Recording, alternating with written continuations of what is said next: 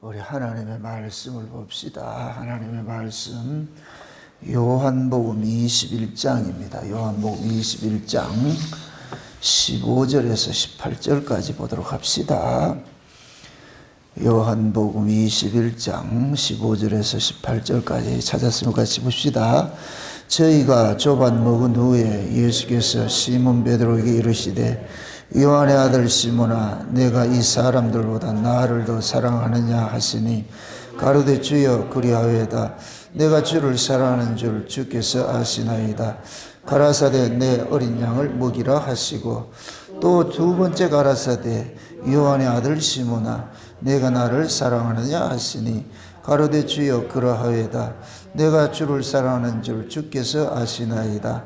가라사대 내 양을 치라 하시고 세 번째 가라사대 요한의 아들 시몬아 내가 나를 사랑하느냐 하시니 주께서 세 번째 내가 나를 사랑하느냐 하시므로 베드로가 근심하여 가로되 주여 모든 것들을 아시오매 내가 주를 사랑하는 줄을 주께서 아시나이다. 예수께서 가라사대 내 양을 먹이라. 내가 진실로 진실로 내게 이르노니 젊어서는 내가 스스로 띠뛰고 원하는 곳으로 다녔거니와 늙어서는 내 팔을 벌리리니 남이 내게 띠띠우고 원치 아니하는 곳으로 데려가리라. 아멘. 기도합시다. 아버지 하나님, 주님께서 부활하시고 도망을 간 그 베드로를 찾아가서 내 양을 먹이라고 하시면서 내가 젊어서는 내 마음대로 다녔지만 늙어서는 띠뛰고 내가 원치 않는 길로 다닌다고 하지 가게 될 것이라고 말씀하신 것이 이것이 무슨 뜻인지 이 말씀이 지금 우리에게는 어떻게 응해져 가고 있는지 오늘도 성령 하나님께서 이 말씀을 기록하셨으니 이 시대에 우리의 말씀으로 들려지는 은혜를 더하여 주옵시길 원합니다. 그래서 어떤 말씀을 듣더라도 그 말씀이 하나님께서 내게 주신 편지로 들려지게 하시고 나의 이야기로 그것이 들려지는 은혜를 더하여 주시옵소서. 오늘도 이 말씀이 사랑하는 주 백성들에게 귀에 응한 바 되어지게 하시고 예수님께서 베드로에게 하신 이 말씀이 나를 향한 말씀이라는 걸 깨닫게 하시고 내가 아멘으로 받을 수 있는 그 자리로 나아갈 수 있도록 도와주시옵소서. 종을 홀로 두지 마옵시고 이 시간도 성령의 지혜를 주셔서 이 말씀 속에 담겨있는 그 하나님의 깊디 깊은 그 사랑을 사랑하는 주의 백성들에게 잘 증거케 하여 할 수 있도록 종의 말씀 입술에 하나님의 말씀을 넣어주시고 구제를 더하여 주셔서 이 시대 가장 쉬운 언어로 사랑하는 종들이 다 들을 수 있는 그런 말씀들로 잘 전할 수 있도록 도와주시옵소서. 감사를 드리고 그리스도 되신 예수님의 이름으로 기도합나이다. 아멘. 예수님께서 부활을 하신 후에 도망을 갔던 그 베드로를 찾아가 가지고서 사명을 주는 내용이 오늘 본문 이야기입니다. 베드로는 예수님을 쫓아다닐 때에 인간들이 가지고 있는 그런 사고를 가지고서 예수님을 쫓았어요. 그래서 베드로가 물론 다른 제자들도 마찬가지입니다. 그래서 제자들이 예수님을 쫓아다니면서 누가 큰 자냐, 누가 작은 자냐. 마치 이제 윤석열이 이제 대통령 당선돼가지고 이제 국힘에서 지금 누가 높은 자리 차지할 것인가. 이거 싸움이 있을 거예요. 아마 그러듯이 제자들도 예수님께서 정권을 잡으면은 누가 개국 공신인지, 누가 1등 공신인지, 2등 공신인지 해가지고서 자리 싸움하고 이렇게 하는 그런 자세를 읽었는데 예수님께서 그냥 죽어버리니까 제자들이 닥쳤던 게 지붕초다기를 보는 게 그래가지고 에이 우리가 쏘았구나 해가지고 다 뿔뿔이 다 흩어졌습니다. 흩어졌어요. 그 흩어지게 한 것이 하나님 은혜예요. 왜 그러냐면은 예수님을 따르는 것은 인간의 의지로 따를 수가 없어요. 내가 원한다고 따라갈 수 있는 것이 아니란 말이죠. 그래서 인간의 의지로 따라오는 자들은 다 뭐 하느냐. 도망가도록끔 넘어지도록끔 그렇게 만드신 거예요. 그게 십자가 사건이에요. 십자가. 그래서 십자가 사건 앞에 서면은 우리의 각오와 우리의 모든 이런 그 다짐들은 다 공수표예요. 공수표. 그래서 인간은 죽음 앞에 서면은 그 어떤 것도 장담도 무용지물인 거예요. 목숨보다 더 중요한 게 없잖아요. 인간에게 있어서는. 그래서 죽음 앞에 서면은 사람들은 자기 본심이 다 드러나게 되어 있어요. 그러니까 하나님이 제자들이 예수님을 쫓아다닐 때는 예수님이 갖가지 기적을 행하니까 아, 이분 쫓아다닐 것 같으면은 자기들이 큰 출세를 할 수 있을 것이다. 그렇게 생각을 하고 쫓아다녔는데 막상 예수님께서 힘없이 십자가에 죽으시니까 제자들은 속았다는 생각이 들어가지고서 그래서 베드로가 제자를 대표해가지고서 저주하고 부인하는 모습으로 나타나는 거예요. 그게 죽음 앞에 서 보니까 자기 생명을 지켜주지 못하는 그 예수는 소용이 없더라는 거예요. 힘없이 죽어가는 그 예수. 기적을 베푼 뭐 하겠어요. 그 권세 앞에 권세에 붙잡혀가지고 아무 소리도 못하는 그런 그 예수를 보고서 베드로는 더 이상 예수를 믿는다고 해서는 자기 목숨도 경거까지 떨어질 것 같으니까 그래서 이제 자기 목숨 보존하기 위해서 3년 동안 그렇게 입에 혀같이 말이요 그렇게 달콤한 소리를 하면서 예수님 쫓아다니던 자가 일순간에 배신을 하고 저주를 하고 도망을 가잖아요. 그런데 우리 예수님께서는 부활하시고 나가지고 그들을 또 찾아가십니다. 찾아가가지고서 결국 마치 어머니가 아침밥 해먹어가지고 아들 깨워가지고 먹이듯이 이 제자들에게 지금 조반을 이렇게 먹여놔가지고서 그러면서 예수님이 묻습니다. 제자들이 그 베드로에게 니 나 사랑하냐? 이거는 베드로가 예수님을 사랑한다는 말 듣고자 하는 게 아니에요. 너는 나 사랑하지 못해. 넌 나 사랑할 수가 없어. 너희들이 의지적으로 나를 사랑한다고 생각하는 것은 그건 착각이야. 그건 어디까지야? 너희들의 생각이고, 너희들이 나를 사랑하는 것은 아버지께서 그 사랑을 줘야 사랑하는 것이지. 그래서 사랑은 여기 있나니 우리가 하나님을 사랑한 것이 아니고 하나님 우리를 사랑했다 그렇게 표현하는 거예요. 우리가 예수님을 사랑한다 이 얘기는 먼저 받은 사랑을 그냥 우리는 토해내는 거예요. 이걸 메아리라고 그래요. 메아리. 신자에게 하나님께서 이렇게 메아리를 쳐준 거예요. 내 너 사랑한다 이렇게. 그 사랑을 받고 보니까 그 사랑이 나로 하여금 뭐냐 주님 사랑합니다 이게 고백이 나오는 거예요. 이걸 이제 믿음으로 얘기를 할 거든 하나님께서 주신 믿음이 선물로 받은 그 믿음이 믿습니다 하는 이렇게 고백이 나오듯이. 그게 우리의 신앙은 우리 것이랑은 아무것도 없어요. 모두가 하나님께서 주신 것들이에요. 주신 것들. 이걸 선물이라고 그런다. 그래서 구원도 선물이고 믿음도 선물이고 은혜도 선물이고 은사도 선물이고 모든 게 다 선물이에요. 선물. 근데 그 선물은 누구에게만 준다? 자기 백성들에게만 주는 거예요. 자기 백성들에게. 그게 이 땅에는 두 부류가 있어요. 하나님으로부터 일반 은총을 받은 사람이 있고 특별 은총을 받은 사람이 있어요. 이 모든 인간들은 다 일반 은총을 받고 있어요. 하나님은 지금도 악인이나 선인이나 가리지 아니하시고 창조주로서 이 세상을 다스리고 계시는 거예요. 이게 일반 은총이라 일반 은총. 그러나 그 이 세상 속에 특별 은총을 받은 자들이 있는 게 그게 곧 누구냐? 창세전에 영생 주시기로 작정이 된 자들인데 이들이 곧 누구냐? 어린 양의 생명책에 농명된 자들인 거예요. 왜 이들에게 특별 은총을 주느냐? 어린 양의 운명에 동참해서 살아가야 되기 때문에 특별 은총을 주는 거예요. 뭐가 잘나서가 아니고. 그게 하나님으로부터 특별 은총을 받았다는 얘기는 신세가 아주 고약하게 된 거예요. 세상 사람들한테 아싸 우리 대박 맞았다 이게 아니고 그게 지금 오늘 본문 이야기예요. 베드로가 성령이 오기 전에는 지 마음대로 다녔어요. 그래서 이걸 젊었다 표현하는 거예요. 젊었다. 젊어서는 네가 네 마음대로 다녔는데 이게 곧 뭐냐. 예수님께서 베드로 속에 들어오기 전이에요. 베드로는 그때는 지가 주인이 돼가 지 마음대로 인생을 살았는데 이제 예수님이 부활하시고 나가지고서 예수님께서 베드로 안으로 올 텐데 그때는 이제 늙은 자로 되는 거예요. 늙은 자. 이제 늙은 자라는 얘기는 스스로 의지해서 살 수 없는 자라는 것을 늙었다 표현을 하는 거예요. 스스로 살 수 없는 자. 누군가의 의지해서 살아갈 자를 이제 어린아이다 또는 늙었다 이렇게 표현을 하는 거예요. 그러니까 네가 늙어서는 뭐냐. 네 의지대로 사는 것이 아니라 네가 의지할 대상이 있다는 의지할 대상. 네 힘으로 사는 것이 아니고 너를 부축해주고 너를 이끌고 너를 지키고 그렇게 살아갈 분이 온다는 거예요. 그분에 의해서 네 인생이 사라지는 것이야. 그게 곧 뭐냐. 늙어서는 네 마음대로 사는 것이 아니라 네 안에 와 계셔가지고 너를 부축하고 너를 끌고 가는 그분의 인생을 살게 될 것이야. 그래서 예수님께서 내 양을 먹이라 그러는 거예요. 내 양을. 그 쉬운 얘기 이렇게 될 것 같은 베드로는 예수님의 양떼를 치는 뭐로 부름을 입느냐? 목동으로 택함을 입은 거예요. 부름을 입은 거예요. 목동으로. 이제는 니는 내 일꾼이라니까. 내 일꾼, 내 양을 치고 내 양을 먹여야 되는 일꾼으로 내가 너를 불렀어. 그러니까 내가 너를 일꾼으로 부른 것은 내가 너를 피로 값주고 샀기 때문에 너는 이제 내 것이 됐다니까. 내 것이 됐으니까 너는 도망갈 권세도 없어. 조금 전에 네가 도망갔지만 이제는 도망 못 간다니까. 이게 노예가 되는 거예요. 노예가 예를 들어 가지고서 주인의 휘하에서 도망가다 그 죽는 거예요.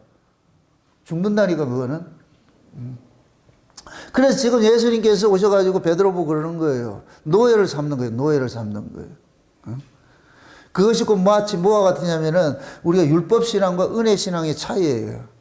율법 아래서는 내 마음대로 살았어요. 내가 주인이 돼가지고서 내 마음대로 살았는데 은혜 신앙은 내가 주인이 아니에요. 예수님이 우리 안에 주인이 됐어요. 갈라디아서 2장을 한번 보세요. 갈라디아서 2장. 갈라디아서 2장을 한번 보세요.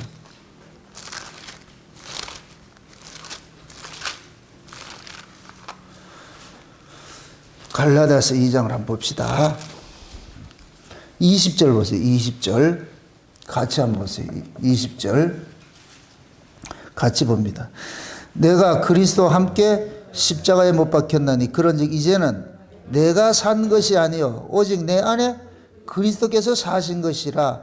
이건 이제 내가 육체 가운데 사는 것은 나를 사랑하사 나를 위하여 자기 몸을 버리신 하나님의 아들을 믿는 믿음 안에서 사는 것이라. 자 보세요. 바울이 지금 그러는 거예요. 내가 율법 아래 있을 때는 내 마음대로 살았는데 내가 주인이 돼서 내가 살았는데 내가 예수 그리스도를 통해서 구원을 받고 은혜를 받고 보니까 이제는 내가 사는 것이 아니라 내 인생이 없고 이제 누구 인생을 살게 되느냐? 예수님의 인생을 사는 자로 바뀌었다는 거예요. 그걸 바울은 뭐냐? 이제는 내가 사는 것이 아니라 내 안에 그리스도께서 사신 것이라 그러잖아요. 그러니까 내가 사는 것은 내 안에 그리스도께서 산다는 것을 증거하는 자로서 사는 것이야. 말이 어렵다. 예? 바울은 내가 살면서 그러는 거예요. 이건 내가 사는 것이 아니고 내 안에 예수님께서 나로 살게 하는 것이야 라는 것을 그걸 증거하는 증거자 되는 거예요. 그래서 우리가 그 사도행전 2장에 볼까 1장에 볼 것 같으면 성령이 임하면 뭐가 된다 그래요? 권능을 받고 나서 누구 증인이 된다 그래요? 예수의 증인이 된다 그러죠. 예수의. 그러니까 성령이 오기 전에는 누구 증인으로 살았어요?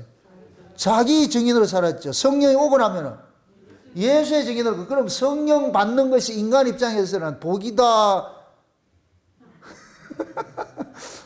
성령이 임하는 것은 이제는 내 인생이 없다는 얘기예요. 내 인생이. 그래서 예수님께서 성령이 오시는 것은 십자가에 죽으시고 난 후에 성령이 오시는 이유가 그거예요. 예수님께서 십자가에 죽으신 것은 누구 때문에 죽었어요? 자기 백성들 때문에 죽었잖아요. 자기 백성들 때문에 죽었잖아요. 그럼 자기 백성들 때문에 죽었을 것 같으면은 이제는 예수님께서 자기 백성들의 주인이 되시잖아요. 부활하신 예수님은 자기 백성들의 주인이 되잖아요. 그럼 그 예수님이 주인으로서 뭐 하느냐? 그 백성들 속에 오셨는데 그게 성령으로 오신 거예요. 성령으로. 그래서 성령이 임하게 될 것 같으면은 누구라 모든 사람들은 뭐냐? 성령 받은 사람들은 자기 인생이 없고 누구의 인생을 사느냐? 예수님의 인생을 사는 것을 이것을 증인이라고 그러는 거예요. 증인. 누구 증인? 예수의 증인. 그걸 지금 갈라디아 2장에서 내가 사는 것이 아니라 내 안에 그리스도께서 사는 것이야. 내가 이렇게 육체 가운데 사는 것은 나는 그분을 믿는 믿음 안에서 내가 사는 것을 이걸 증거하는 것이야. 증거하는. 그게 바울은 자기 인생이 없는 거예요. 자기 인생. 이게 얼마나 큰 복이냐 하면은 여러분 보세요. 우리가 인생이 힘든 게 뭐냐? 내 인생을 살기 때문에 힘든 거예요. 내 인생을 살기 때문에.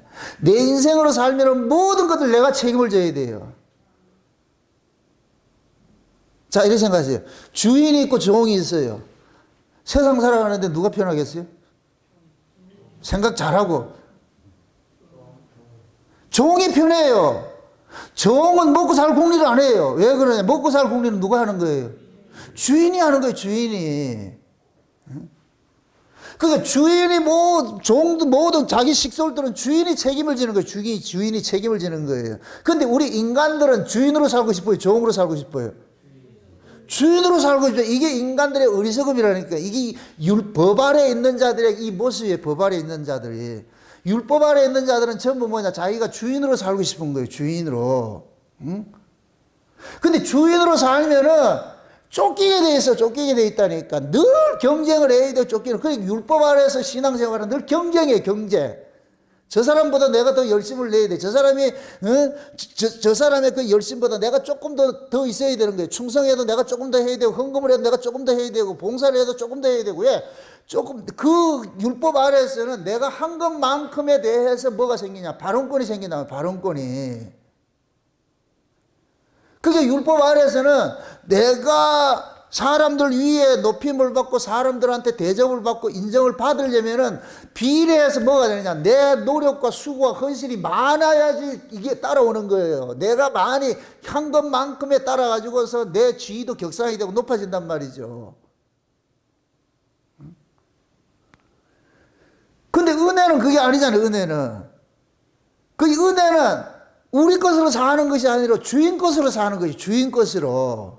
주인 것으로 사니까 경쟁할 필요도 없고 쫓길 필요도 없고 내가 내 인생을 염려할 근심 걱정할 이유도 없는 거예요. 그냥 주인이 알아서 하시겠지. 그게 주인이 알아서 하시겠지 하는 이 인생을 사는 것은 반드시 뭐가 바탕에 깔려야 되느냐? 믿음이 바탕에 깔려야 돼. 믿음이. 그 믿음이 없으면 절대 그거 못 살아요. 종으로 살아도 불안한 거예요. 그래서 종의 입장에서는 주인에 대한 절대적인 그 믿음이 있어야 뭐가 되느냐. 지난 시간 같이 깃두른 종으로 사는 거예요. 깃두른 종으로 사는. 깃두른 종으로 사는 거는 종으로 수고하고 무거운 짐으로 사는 것이 아니에요. 깃두른 종은 하면 할수록 기쁜 거예요. 하면 할수록. 어떻게 하면 주인의 일을 더 많이 하고 싶은 것이 이게 깃두른 종의 특징이라니까. 그냥 종은 어떻게 하면 안 할까? 깃두른 종은 어떻게 하면 더 할까? 왜 그러겠어요? 깃두른 종과 주인은 하나의 하나. 그래서 깃두른 종을 성경에서는 그냥 깃두른 종이라고 그러는데 그 깃두른 종을 구약의 이스라엘의 그 풍습 속에는 뭐로 그러냐? 양자로 치는 거예요. 양자로. 그게 양자로 치기 때문에 주인은 길을 뚫게 될 것 같으면 그걸 종으로 취급하지 않아요. 신분상은 종이지만은 주인 입장에서는 양자로 취급하는 거예요. 그래서 아들같이 대하는 거예요. 아들같이 모든 것들 다 혜택을 다 주는 거예요. 다만 집에서 살할 땐 종의 모습으로 있지만은 실제 누리는 건 아들같이 누린다니까. 그럼 깃두른 종은 농땡이 치겠어요? 열심히 하겠어요? 열심히 하죠. 왜 그러냐? 주인 것이 자기 것으로 여기기 때문에. 우리가 율법 아래서는 전부 주인 거예요. 내 것이라 아무도 없어. 율법 아래서는 반대로 율법 아래서는 전부 내 것으로 여겨 살아. 내 것으로. 내가 하면 할수록 내 것이 된단 말이죠. 그러니까 내 것으로 여기게 될 것 같으면 이 사람은 쫓기게 돼 있어요. 쫓기게 돼 있어요. 인생을 쫓기게 돼 있다니까. 그게 율법 아래에서 살아가는 것하고 은혜 아래에서 살아가는 것은 은혜 아래에서 인생을 뭐냐면은 내 인생이 아니고 누구 인생에서 사느냐? 주님의 인생으로 살기 때문에 그래서 율법 아래에 있는 사람들이 참 은혜 아래에 있는 사람들이 율법 아래에 있는 사람보다 더 열심을 내는 거예요. 더. 여러분들이 진짜 복음을 알고 이 복음을 깨닫고 안달 것 같으면은 여러분들이 율법 아래에 있을 때보다 더 해야 돼. 더 해야 돼. 그게 은혜 아래에 있는 사람의 특징이에요. 근데 한국교회는 이상하게 뭐 한국교회 이 자칭 복음 안다고 하는 이상한 인간들이 복음 안다고 해가지고 율법 아래에 있는 것보다 더 안 하고 있다니까. 그럼 복음 안다 모른다? 그건 모르는 거예요. 모르는 거예요.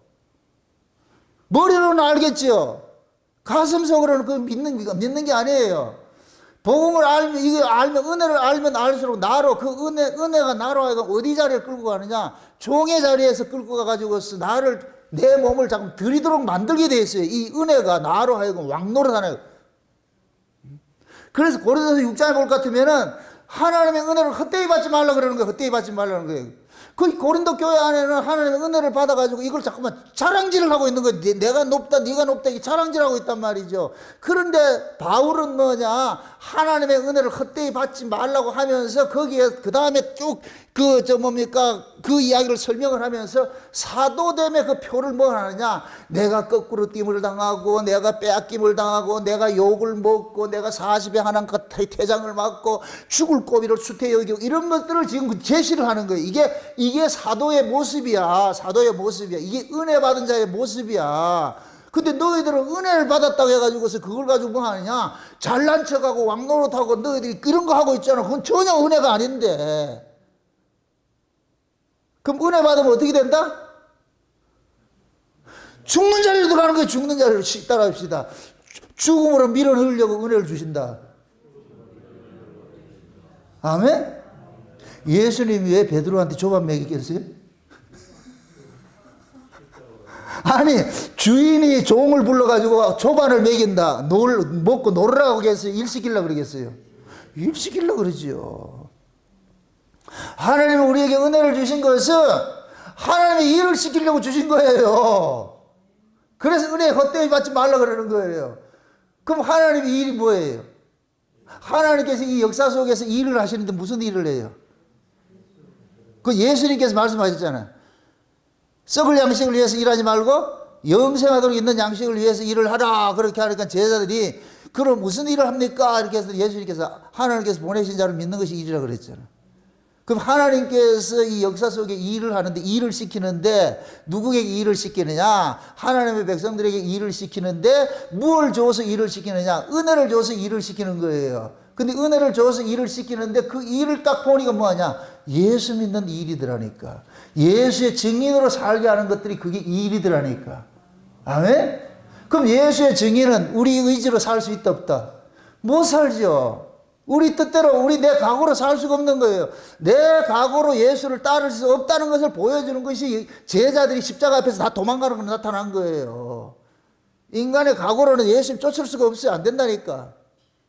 그래서 성령 강림이 일어나고 제자들에게 은혜를 줘가지고 그 은혜가 제자들을 뭐하냐, 예수의 증인으로 살도록 끌고 가는 거. 이걸 히브리서 11장에는 믿음으로예요. 믿음으로. 이렇게 생각해보세요. 히브리서 11장에 나타난 그 사람들 속에 여러분들이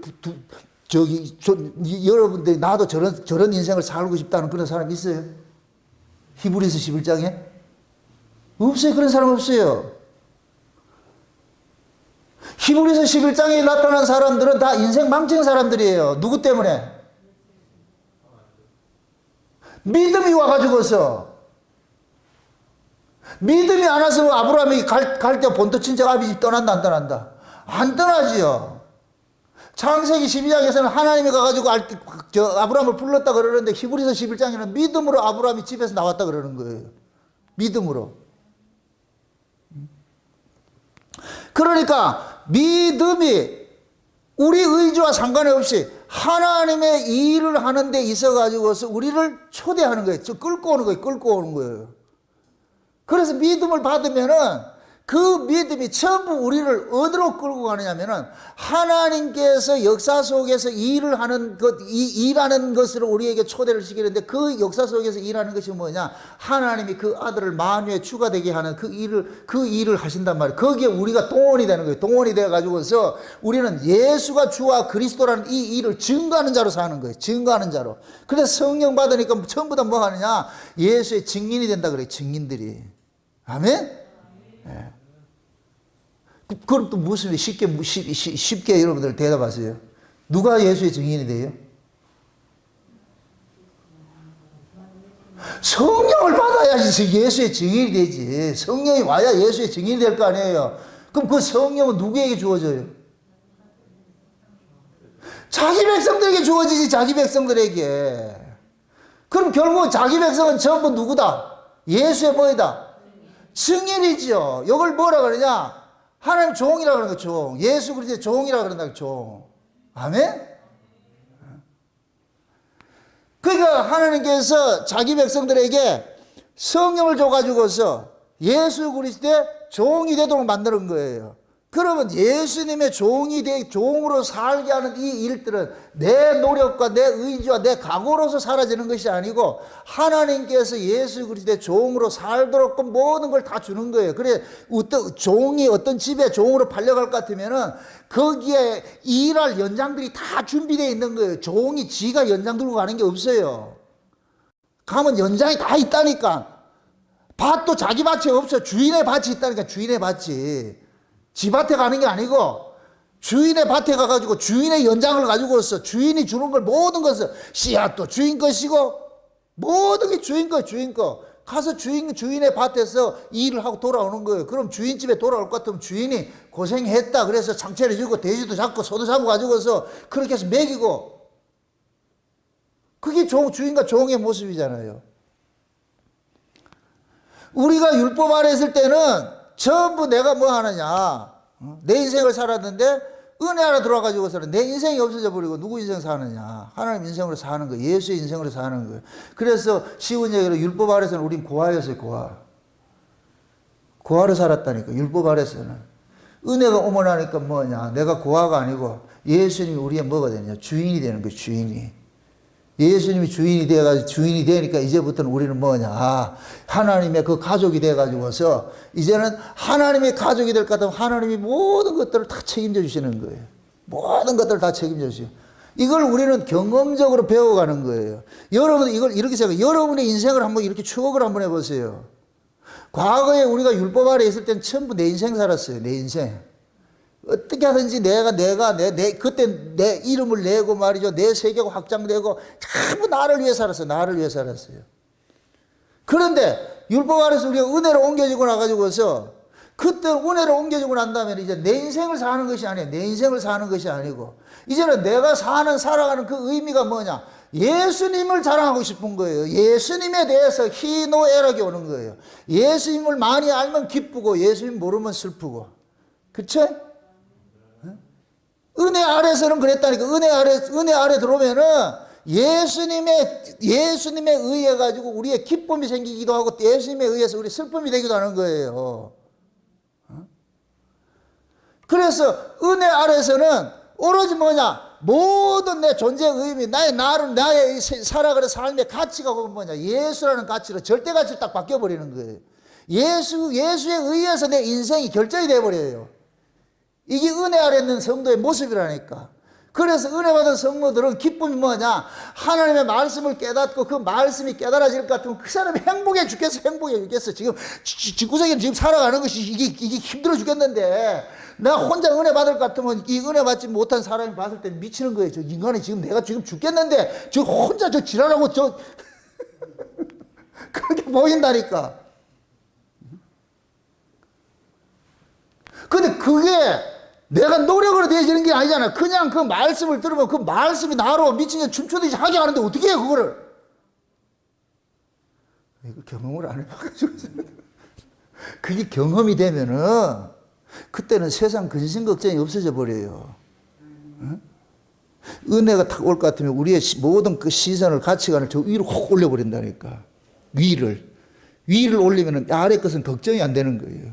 무엇을 먹을까, 무엇을 마실까, 무엇을 입을까, 이거 걱정하지 않는 거예요. 이건 다 이방인들이 구하는 것이고, 은혜를 받으면 저 위의 것이 보이니까 오로지 그의 나라와 그의 의이 보이는 거예요.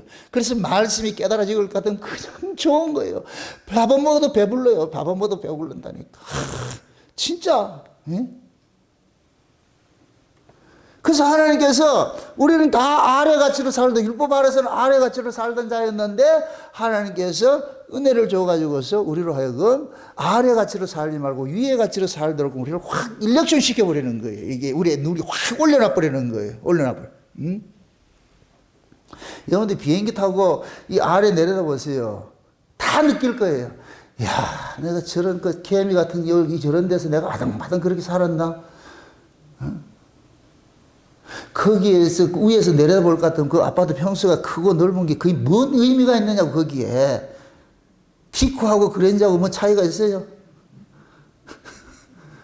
의미가 없다니까. 그 위에서 내려다볼 것 같으면은. 그 우리 신앙도 마찬가지예요. 이렇게 위를 확 올려놓으니까 원래 볼 것 같으면 아무것도 아닌 거예요. 마치 베드로와 요한과 야고보가 변화산에서 예수님의 그 모습을 보니까 밑에 내려가고 싶지 않은 거예요. 내려가고 싶지 않은 거예요. 어? 그 밑에는 지금 뭐예요? 불에도 넘어지고 물에도 넘어지고 귀신 노름하잖아요. 귀신 노름하잖아요. 귀신 노름. 이 아래 모습이야. 근데 저 위는 귀신의 세계가 범접할 수 없는 그 세계가 저 위의 세계, 위의 세계. 예? 그게 세상의 모든 염려, 근심, 불안 이런 것들은 다 귀신 노름, 귀신 노름. 마귀가 주는 것들이에요. 근데 산 위에 보니까 예수님이 거기 계시니까 이 아래 것들은 생각이 안 나는 거예요. 이게 아무것도 안 나는 거예요. 응? 그래서 베드로가 여기서 살면 안 됩니까? 여기서 살면 안 됩니까? 그 예수님께서 이거 사는 거는 나중에 내가 다시 오면 너 살게 해줄게. 근데 지금은 네가 저 밑에 내려가야지. 아유, 저 귀신 노름하는데 저 또 내려가야 됩니까? 그래서 베드로하고 야고보하고 세 사람이 딱 내려오니까 밑에 다른 제자들은 나가라 말아 나가라 말아. 그러니까 그 귀신이 나가지도 않고, 어? 그러니까 제자들이 지금 땀 뻘뻘 흘리면서 귀신 쫓아내다 그러는 거예요. 그러니까 그 베드로가 봤을 때 그걸 보고 뭐라 그러겠어요? 자기들이 지금 보고 온 세계하고 여기하고 봤을 때 이거 하고 싶겠어요? 빨리 거기 가고 싶지. 그게 은혜를 보니까 그런 거예요. 은혜를 맛보는 거예요. 지금 예수님께서 베드로한테 나타나가지고 그러는 거예요. 마지막으로 이렇게 네가 젊어서는 네 마음대로 다녔는데 늙어서는 네 마음대로 다니지 않고 띠띠고 다니는 것이 이것이 뭐냐. 이제부터 네 인생은 차압당하는 거예요. 내가 너 인생을 차압을 좀 해야 되겠어. 왜? 내가 십자가에 죽은 것은 너 때문에 죽었잖아. 너 때문에 죽었다니까. 이제 내가 너 값을 챙겨야 되겠어. 그래서 예수님이 베드로의 인생을 차압을 하는 거예요.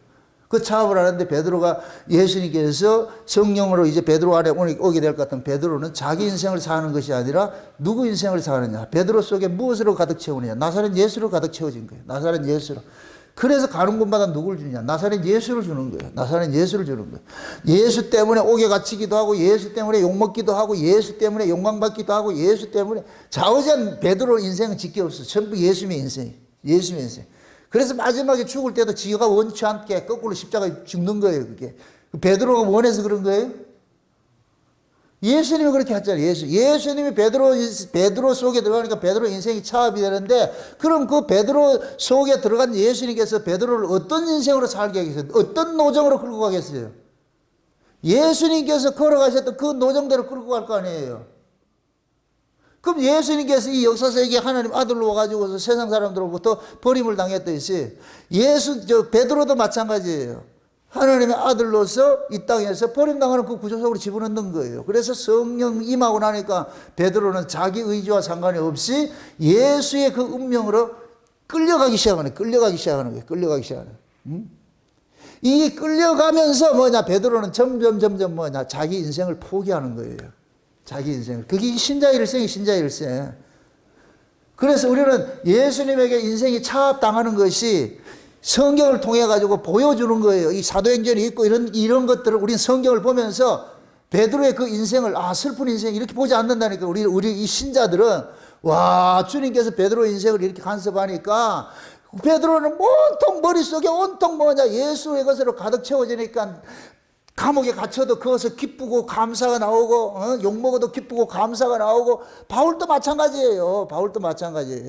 그러니까 제자들이 모두가 성령이 임하고 나니까 살아가는 삶의 가치가 오로지 하나밖에 없더라는 거예요. 예수 때문에. 이게 곧 띠띠고 하는 인생.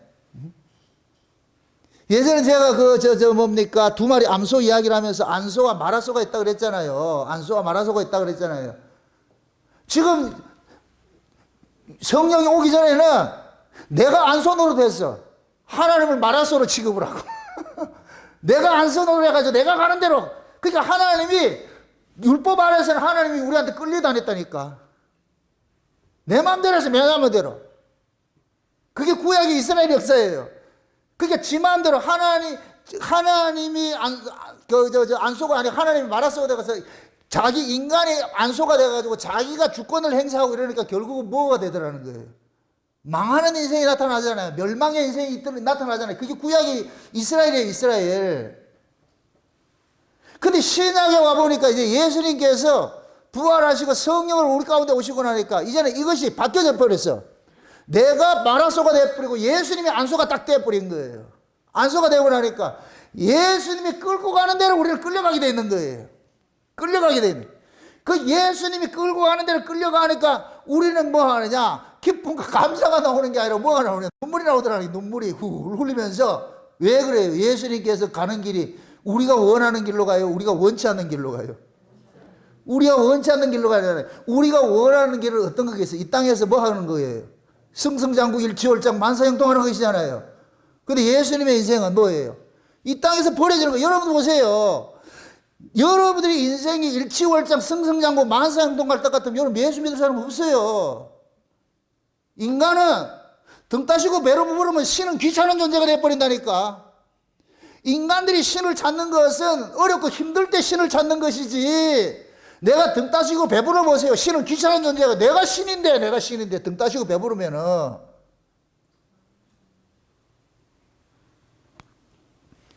그게 모든 인간들의 습성이 그건 거예요. 그래서 인간들은 신을 이용해서라도 뭐 하느냐, 자기가 누리고 싶은 것을, 그것을 얻고 싶어 하는 게 인간의 본성이에요. 이렇게 될 것 같으면 계속 내가 안소가 돼가지고 신은 마라소가 되는 거예요. 따라와 그래가지고서 이걸 예수님께서 바꿔주는 거예요. 예수님께서 오셔가지고서 예수님이 안소가 딱 돼가지고서 우리를 마라소로 탁 태워가지고 멍에를 딱 끼워가지고 해가지고서 그래가지고 따라오라니까.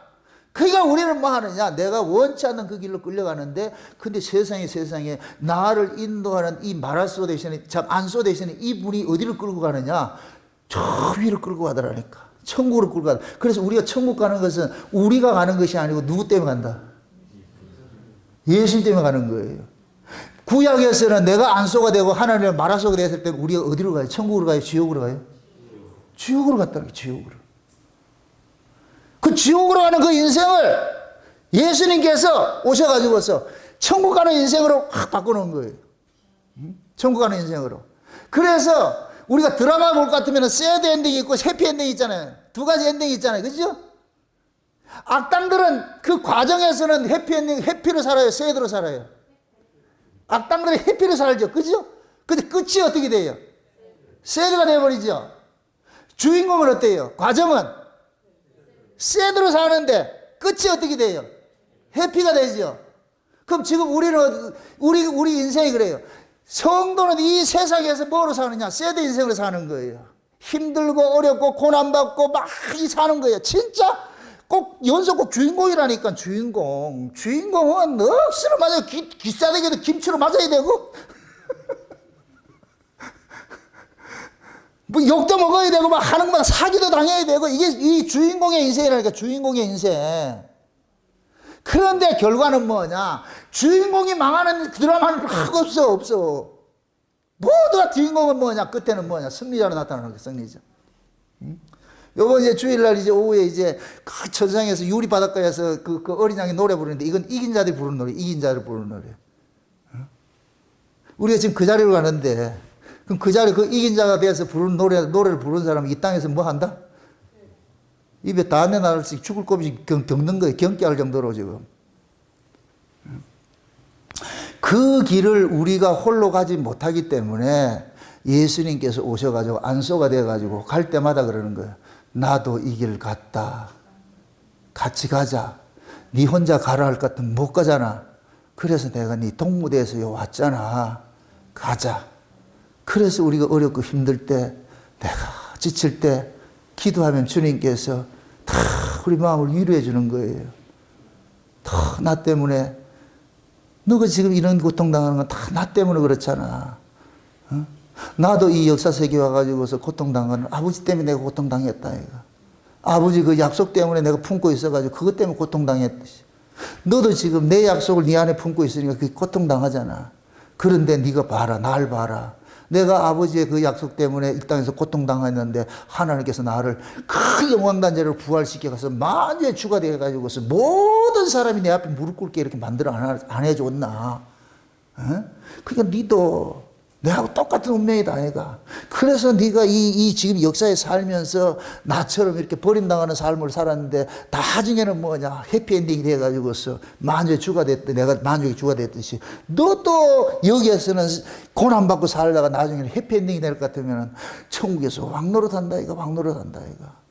내가 누린 것 같이 너도 누리게 해준다 이가. 응? 그러니까 지금 뭐냐 예수님께서 베드로 보고 그 얘기를 하는 거예요. 어? 네가 젊어서는 네 마음대로 다닐 때는 결국에 나를 배신하고 도망가고 하는 것밖에 못했는데 이제는 내가 이제 너한테 올 것 같으면 이제는 넌 도망가고 싶어도 못 간다. 내가 너를 기어코 내가 걸어갔던 그 길로 내가 인도해 갈 거야. 그래서 네가 원치 않는 길로 뭐 뛰고 간다 그래요. 뛰고 간다 그러죠. 띠가 뭐예요? 띠. 이건 하나를 묶는 거예요. 쉬운 얘기로. 어? 예수님께서 베드로하고 하나를 묶어버린 거예요. 묶어버린 거예요. 그래가지고서 같이 가겠다는 거예요. 같이 가겠다. 어? 이 모습을 그냥 우리가 세상적으로 봤을 때는 실패한 것 같은데 성경을 열면 이것이 실패다, 성공이다. 성공이죠. 이게 복된 인생이라는 걸 우리가 깨닫잖아요. 복된 인생이라는 것을. 어? 여러분들이 성경을 가까이 두고 봐야 되는 이유가 그거예요. 성경을 덮으면 전부 실패 인생인데 성경 열면 그게 실패가 아니더라니까. 그게 하나님 나라에 가는 것들은 이 땅에서는 버려진 것 같고 실패된 것 같은데 결국엔 보니까 그게 실패가 아니고 성공된 인생이라고 가르치는 거예요. 거기에 첫째로 누가 서 있냐? 예수님이 서 있는 거예요. 그래서 히브리서 12장이 뭘 같으면은 11장에 믿음으로 산 사람들을 쭉 열거하면서 12장에 이들이 하늘의 구름 같은 증인들인데 그 구름 같은 증인들의 제1호가 뭐냐? 예수 그리스도가 시작과 끝이라 그러는 거예요. 예수님께서 시작이. 그래서 예수님께서 모퉁이돌, 하늘을 예루살렘에 모퉁이돌 삼아놨잖아요. 모퉁이돌 삼아놨죠. 그게 예수님이 하늘 예루살렘 모퉁이돌 갖다 했을 것 같으면은 히브리서 11장에 나오는 그 믿음의 사람들은 그 옆에 다 붙어 있는 거예요. 다 붙어 있다니까. 그럼 그 하늘 예루살렘의 그 성에 뭐 벽돌로서 지어질 것 같으면 그럼 이 땅에 지금 있는 자들도 자기 백성들도 어떻게 되겠어요? 버려진 인생을 살겠죠. 이 땅에서 버려지는 인생으로. 그 일을 하게 하기 위해서 예수님께서 베드로 속에 들어와가지고서 띠를 띄우는 거예요. 같이 가자. 같이 가자. 이제 네 인생은 네 혼자 가는 인생이 아니고 내가 함께 가는 인생이야. 그럼 이렇게 생각을 하세요. 여러분들이 살아가는 이 인생이 여러분 뜻대로 사라지지 않는 것이 지극히 정상이에요. 정상. 지극히 정상이라니까. 우리가 만약에 우리 뜻대로 인생이 사라졌을 것 같으면 지금 이렇게 신앙생활을 할 사람은 없어요. 우리 뜻대로 인생이 안 사라져 가서 여기까지 온 거예요. 여러분들 끝까지 끌려왔어요. 끌려왔다니까. 이렇게 끌려오든 저렇게 끌려오든 끌려왔다니까. 이거 벗어나면 여러분들 마음 편할 것 같아요? 한번 가보세요. 그 한국에 유명한 창 있잖아요. 그거. 심리도 못 가서? 발병나 돌아오게 돼 있어요. 못 가게 돼 있다니까. 왜 그래요? 여러분 속에 여러분의 안소가 누군데? 예수님이잖아요.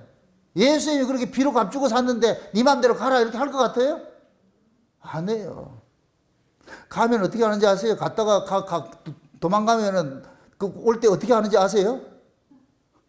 좁혀가지고 폐잔병대에서 그렇게 하는 거예요. 그렇게 해서 결국은 끌고 오는 거예요. 그래서 도망갈래도 못 가. 우리 한두 번 그런 게 아니잖아. 도망갔다가 실패하고 그러다 나중에는 가라. 이게 문 열어놔도 못 간다니까.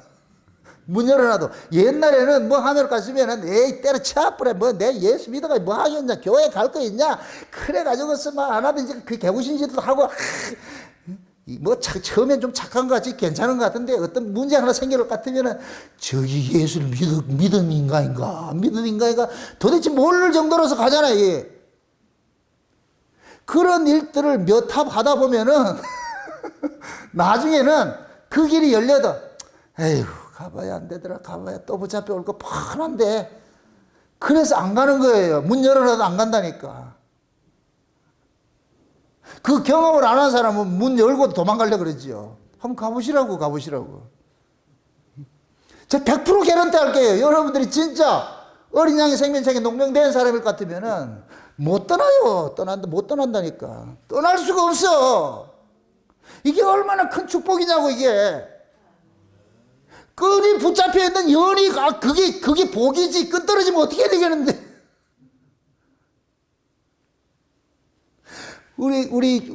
제가 어렸을 때 연 날릴 때 그러는 거예요. 연 날릴 때. 연이 한참 올라가잖아요. 올라갈 때는 연줄을 어떻게 해요? 감아요? 풀어요? 풀지요? 그때는 인생 다 끝난 것 같아요. 야, 내 인생, 이제 내가 됐다. 막 끝까지 없이 가는 풀려가지고 끈 떨어진 연처럼 가는 거예요. 가는데 어느 순간 딱 잡을게 하든 이 물레를 탁 하면 갔더니 어떻게 돼요? 그 날던 연이 어떻게 돼요? 이거 안 해봤어요? 이게 풀어놓을 때는 연이 어떻게 돼요? 이렇게 해가지고, 그렇게 해가지고 디스코 추면서 가잖아. 그런데 여기서 물레를 가지고 딱 놔고 칠 것 같으면 춤추던 디스코 추더니 갑자기 어떻게 돼요? 정신 차려! 그래서 딱 서가지고서 지금 우리 인생이 그래, 우리 인생이. 예수 떠나면 뭐 처음엔 잘 되는 것 같죠? 아니요. 예수님께서 그 물레를 탁 낚아채는 순간 우리는 기압이 탁 들어가지고서 와, 이거 아니네. 그렇게 해서 다시, 그때 어떻게 돼요? 다시 어떻게 돼요? 물레를 감지요. 한 걸음, 두 걸음 와야 돼. 그게 우리 인생이라니까, 우리 인생. 그래서 그 끈이 연결이 된 그 연은 그것이 복인 거예요. 끈 떨어져 보세요. 온데간데 없이 그냥. 연으로서 인생 끝나는 거예요. 인생이 끝난다니까. 지금 하는 예수님께서 베드로 보고 그러는 거예요. 내가 이제 네 인생 개입할게. 내가 네 인생 개입하지 않을까? 나 저주하고 도망갔잖아. 그러니까 베드로가 그래도 제자들 중에서는 수제자라 그러고 말이죠. 가장 아주 열정적으로 예수를 쫓겠다고 했던 그런 인간인데, 그런 인간이 예수님을 저주하고 부인했을 것 같으면 인간적으로도 얼마나 쪽팔리겠어요. 예수님이 그러는 거예요. 이제는 쪽팔리지 않게 해줄게. 쪽팔리지 않게 해줄게. 그럼 쪽팔리지 않는 인생이 어떤 것이다? 예수를 배반할 수 없는 그 구조 속으로 끌고 가는 거예요. 왜? 이제는 예수님께서 네 속에 들어가가지고 배반할 수 없도록 만들게. 그래서 그 베드로가 옥에 갇히거나 그 대제사장 앞에 나와가지고 신문을 받으면서 욕을 보고 매맞으면서도 예수를 부인을 못하는 거예요. 예전에는 어떻게 했어요? 그 대제사장 앞에서 네 예수이지 하니까 베드로 뭐라 그랬어요? 고개 잘잘 흔들면서 아니라 그러면서 예수를 저주하고 부인했잖아요. 불과 그게 얼마 전이었잖아요. 얼마 전. 아니, 생각을 해보세요. 예수님께서 십자가에 죽으시고 부활하시고 성령이 언제 왔어요? 50일 후에 왔잖아요. 50일 후에. 막말 말해 2달도 안 돼서 1달 조금 지났어. 1달 반 전에 거기서는 뭐 했냐? 예수를 저주하고 부인했던 그 인간인데 그 대제사장들도 그럴 거예요. 대제사장 그것도 베드로 불러놔놓고 네 믿냐 안 믿냐 했을 때 그 베드로가 예수님 보고 부인하고 저주하고 아마 욕을 했을 때 그럴 거예요. 저 새끼 정신병자예요 저거. 베드로 그랬을 거예요. 왜? 내가 살기 위해서는 어떻게 해야 돼요? 특권 받을래요? 말을지 모른다 지금. 내가 살기 위해서는 범죄라도 특권 합치라 이런다니까.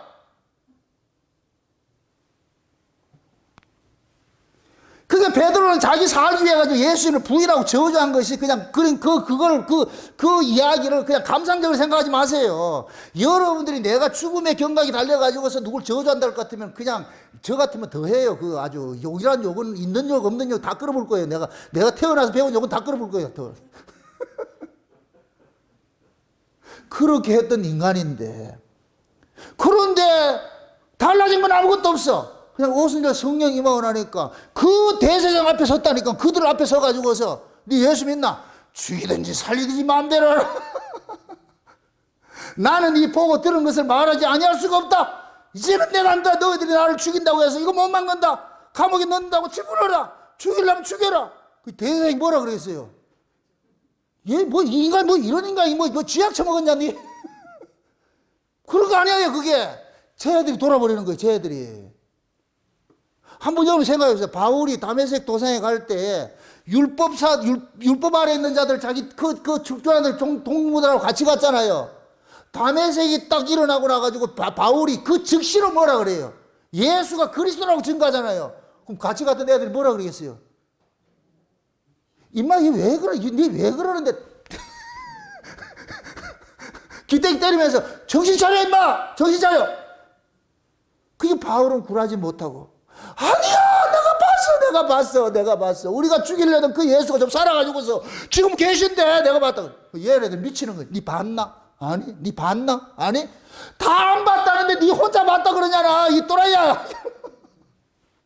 그래서 바울은 그래 또라이 소리 들어도 좋으니까 내가 만났잖아 그 소리 하는 거예요. 그러니까 바울은 확실한 증거를 가지고 있으니까 이거를 번복을 못 타협을 못하는 거예요. 이게 진짜 예수를 만난 사람의 특징이라 특징. 진짜 예수를 만난 사람은 이걸 버릴 수가 없어. 제가 이 장세에서 만약에 올인한 이유가 그거예요. 분명한 걸 내가 만났기 때문에 이건 누가 무슨 소리 안 해더라도 이건 내가 번복할 수 없는 거예요. 변개시킬 수도 없고 이 복음이 내 목숨보다 더 중요하다는 걸 저는 알고 있기 때문에 이건 여러분들도 마찬가지예요. 이 복음이 맞다고 생각되기 때문에 지금 여기 와 있는 거예요. 우리 김포에 있는 집사님 보세요. 이 복음이 없어가지고 여기는 한국에 없는 줄 알고 외국으로 이사를 가려고 그렇게 했는데 어쩌자고 여기 알아가지고서 말이죠. 지금은 집 보고 가서 다 내려온다니까. 오늘 또 고흥에 장로님께서 목사님 나 울산으로 이사 갈래요 이렇게. 김준하 집사님 또 그러잖아요. 그 어떤 장로님한테 이 책을 그 믿음이가 책을 줬다니까 그 장로님이 전화가 와가지고서 너무너무 좋은 책을 줘가지고 고맙다라면서 자기 자식들도 목사하는 목사들이 있는데 몇 명 있다 그러는 거예요. 그 새끼들한테 이걸 줘야 되겠다 이러면서 이렇게 좋은 책이 있냐고. 누가 그런 일을 하셨을까요? 김순남이가 했지. 예수님이 하시는 거예요. 예수님이. 아멘? 이런 일들이 일어나는 이유는 다 찾아내는 거예요. 찾아내는 거예요. 응? 우리 인천에 있는 이영미 집사님은 꼭 그냥 주중에 이렇게 헌금을 보낸다니까. 이건 뭐냐. 주중에 말씀 듣다 은혜 받은 거예요. 띵동 이래 나온다니까. 그럼 이영미 해가지고서. 참 진짜 말씀이 참 온 세계에 흩어져 있는 사람들한테 하는 거예요. 이게 얼마나 감사하냐고, 얼마나 감사하냐고. 그게 결국 뭐냐. 주님께서 그들 속에 딱 들어가고 나니까 이제는 절대 가치가 되는 거예요. 옛날에는 이 복음이 상대 가치였어요. 상대 가치. 세상과 이 복음과 비교할 것 같으면 세상이 더 커 보면 복음 버렸어요. 우리 과거에 그랬다니까. 근데 이것이 가치관이 확 전도가 일어나니까 바뀌어지는 거 나니까 이 말씀에 절대 가치가 딱 되니까 이제는 뭐냐. 집 옮기자. 사는 게 저게 중요한 게 아니다. 말씀 있는 곳으로 가자. 그래서 이리로 내려가서 직장도 이리로 옮기려고 그러고 다 지금 다 그렇게 하고 있다니까 지금. 무엇 때문에 오는 거예요? 그러는 거예요. 진주 장사였는데 좋은 진주 만났으면 다 팔아가지고 좋은 진주 사야지. 사는 게 무슨 의미가 있냐. 이거 절대 가치. 이건 상대 가치가 아니야. 절대 가치. 이런 절대 가치를 쫓아가는 그 인생이 얼마나 복된 인생이냐고. 분명한 확실한 그 증거를 가지고 사는데 얼마나 감사하냐고, 그게. 혹시 여러분들 이거 혹시 내 믿다가 이 지옥 가는 거 아이가, 이거? 나 이거 예수한테 쏘은 거 아이가? 그런 생각 안 해봤어요?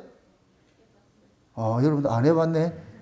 저는 과거에 율법 아래 있을 때 그런 생각 많이 해봤다니까. 율법이 특심할 때, 이건 내 혼자, 이게 내 혼자 죽게 해가지고서 이게 혼자 이렇게 하는 거 아닌가? 이거 진짜 이게 맞나? 아닌가? 의심도 해본다니까. 왜? 내 안에서 믿어지는 게 없잖아. 내 열심, 그때는 율법 아래서는 내가 나를 믿었다니까. 내가 열심히 있을 때는 내가 믿음 있는 것 같은데 열심히 없으면 어떻게 되느냐? 믿음 없는 거예요. 그럼 그 믿음은 누가 만드는 거예요? 내가 만든 거잖아요. 그럼 이게 떨어지면 믿음이 없이 이게 떨어질 것 같으면 어떻게 돼요? 다시 이걸 충전하려고 어떻게 돼요? 그거 충전하는데 어디 있어요? 충전소가. 기도원이 있고 산기도가 있지 충전하는데. 율법 아래서는 이거 은혜 충전하는 데는 어디예요? 기도원 가든지 쫓아가야 되잖아요. 거기 가가지고 밤새도록 붙잡아가지고 쫙. 아이고 지금 생각할 것 같으면 참. 왜 산에 갈 것 같으면 소리를 지르는지 아세요? 뭐 그 사람 믿음 좋아서? 아니에요. 여러분들 산에 가서 한번 기도 한번 해보세요. 목이 삐딱삐딱 서요. 그게 서면은 이 두려움을 해소하는 게 처음에는 목구멍이 안 나와. 이게 잠겨가지고서 소리가 안 나온다니까. 그래서 용을 쓰는 마냐 땀이 비 오듯 쏟아지면서 그때 터지는 거예요. 그러면 와 소리 지르는 거예요. 그 소리가 무슨 소리다? 자기가 소리를 질렀어. 참새가 누가 자기 새끼 잡아가려고 했더니 그 날개 펴라 이렇게 하듯이. 그래서 소리 지르는 거예요. 와! 그럼 이쪽에 소리 좀 저쪽에 소리 좀. 아이고 니도 그러냐? 저쪽에 소리 좀. 아 니도 그렇구나. 그러면 서로 힘을 받아가지고 이야 하면 저쪽에. 그러면 내려와가지고 목이 쉴 것 같으면 다른 사람이 봤을 때 은혜 받아서 기도도 많이 하고 갔다. 그걸 내가 오픈할 필요가 있다 없다? 없죠. 그럼 내 믿음 있는 게 그렇지. 그래서 믿음 있는 척 하죠. 목소리 골골 해가지고 항상 쉬어가지고서 저야. 참. 근데 내가 은혜를 입고 보니까 그럴 필요가 없어. 그렇게 해서 힘이 생기는 게 아니더라니까. 그분이 나를 알고 내가 그분을 알면 끝나는 거예요. 누가 나를 무슨 소리 하더라도 거기에 기울이지 않는 거야. 네가 나를 뭘 하든 그분이 나를 알고 내가 그분을 알 것 같으면 끝이야. 주님이 날 맞다고 그럴 것 같으면 그거 끝나는 것이지. 우리의 신앙은 누가 인정해야 돼요? 주님이 인정해야 되잖아요. 그럼 내가 믿는 주님이 이게 맞다고 같으면 그걸 누구한테 그거 할 거예요? 인정받을 필요 없는 거예요. 이게 딱 설 것 같으면은 그다음부터는 사람 눈치는 전혀 필요 없는 거예요. 사람 눈치는. 왜? 어차피 나를 심판하실 분은 주님이시니까. 그 주님이 날 맞다 그럴 것 같으면 내가 뭘 사람들 눈치 보고 할 거 있냐고. 이게 예수를 만난 사람들의 특징이에요. 이게 사도 바울이라는 게 사도 바울. 바울이 예수 만나고 나니까 다메섹에 예수 만나고 나니까 겁대가리 이걸 보고 겁대가리 상실 이러잖아. 겁대가리 웃으시는 거예요. 왜? 만났다니까. 보았다니까. 그 확실한 증거가 있는데. 그럼 김포에 있는 집사님 왜 여기에 지금 이사를 오려고 그러겠어요? 온 가족이? 이게 맞다 그러니까. 춤추고 싶다 그래요. 춤추고 싶다. 일어나서 막 소리를 지르고 춤추고 싶다 그래요. 이제 오면은 내가 한번 춤 한번 추게 할 거예요, 이제. 춤추고 싶다 그런다니까. 아, 진짜 그렇다니까, 진짜. 좋아 보세요. 이게 미치잖아, 이게. 와, 까발려가 이거 좀 보여줬으면 좋겠는데, 이게 어떻게 할 수도 없고 막. 좋아가지고서. 이 은혜를 받을 것 같으면 그 눈에 뵈는 게 없다니까. 그 누가 그것도 안 된다니까. 이게 그 뭐냐. 주님이 그 안에 와가지고서 나의 주인이 될 것 같으면은 내 안에 주인이 이 세상을 그렇게 사셨다니까. 우리 예수님께서 세상을 그렇게 사셨다니까. 그래서 예수님께서 예수님이 사셨던 그 구조 속으로 우리를 끌고 가는 거예요. 이게 띠뛰고 가는 인생, 띠뛰고 가는 인생. 그럼 띠를 띄어야 되겠어요? 안 띄어야 되겠어요? 띄어야 되지. 띠를 띄고 가야 겁대가리 상실이 돼버려. 눈에 뵈는 게 없다니까. 인생 가벼워진다니까. 띠뛰고 예수님이 띠뛰고 우리를 어디를 끌고 가느냐. 독수리 날개 업어가지고 어디를 가느냐. 휙 올라가 위에서 탁 내려올 것 같으면 이거 아무것도 아니라. 그 위에서 그러는 거예요. 위에서 내려다보고 네 인생이 저 밑에서 저렇게 사는데 또 다시 내려가 저가가지고 그 개미 새끼가 그렇게 살래? 아니요. 그럼 예수님께서 우리를 독수리 날개 업어가지고서 휙 올려가지고서 이 인생을 새피하게 보게 만드는 거예요. 그래서 여러분들이 교회로 이렇게 모일 때 여기에 변화산에 온다 생각을 하시고 오셔야 돼요. 여기 와가지고서 여러분들이 저 위에 소식을 들으면 여러분들 자연적으로 저 위에 일렉션이 돼가지고 위에서 아래로 내려보는 인생이 돼버려. 그래서 지금 5층에 있잖아. 꼭대기층에.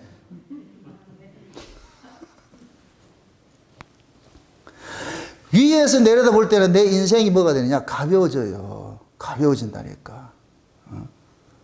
여러분들이 여러분 인생 살지 마시고 예수 그리스도의 종으로서 여러분 인생 사세요. 그럴 것 같으면 우리의 주인 되시는 분이 우리 인생 다 간섭해 주세요.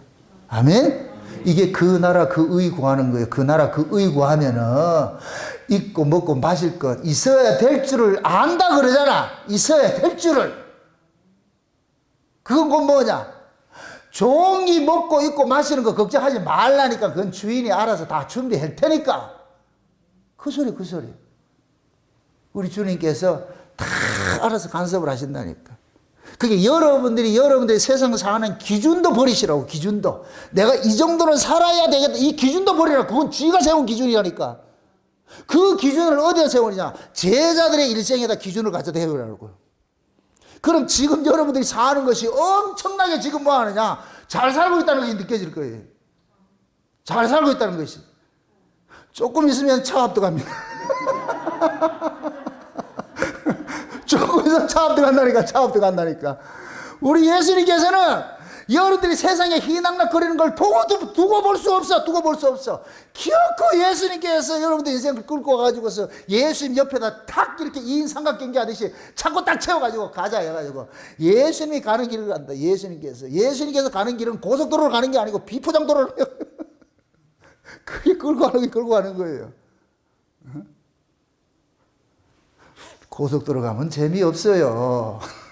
비포장도로 가면서 울퉁불퉁 하면서 말이죠. 막 깨지면서 이렇게 가면서 스펙타클 하잖아, 아주. 우리 주님께서 우리 인생을 그렇게 간섭하는 거예요. 그런데 그 인생을 끌려가면서 깨닫게 되는 거예요. 아, 내가 편탄하게 가려고 했던 것들이 내 욕심이었구나. 내 욕심. 여러분 보세요.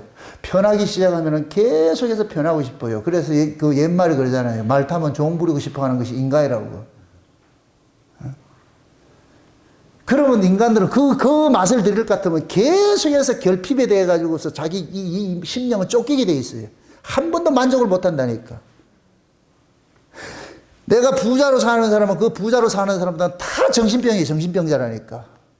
네? 불면증이고. 그러니까 부자일수록 뭐냐, 스스로 그것을 자기 정신세계를 지켜내지 못하니까 마약을 하고 알코올 중독을 하고 막 개구신 짓을 하는 거예요. 그렇게 해서 그걸 이겨내는데 그것이 없어 보세요. 금단 현상이 나와가지고 그래 사람 미쳐버리는 거예요.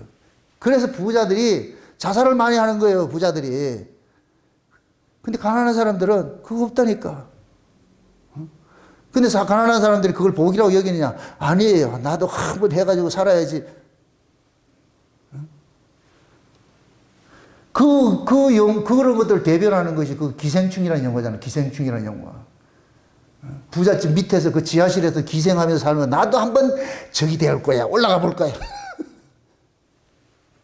올라가 보세요. 쫓기지. 그래서 참 이게 가장 간단한 문제인데 아무것도 없을 때가 가장 행복해요.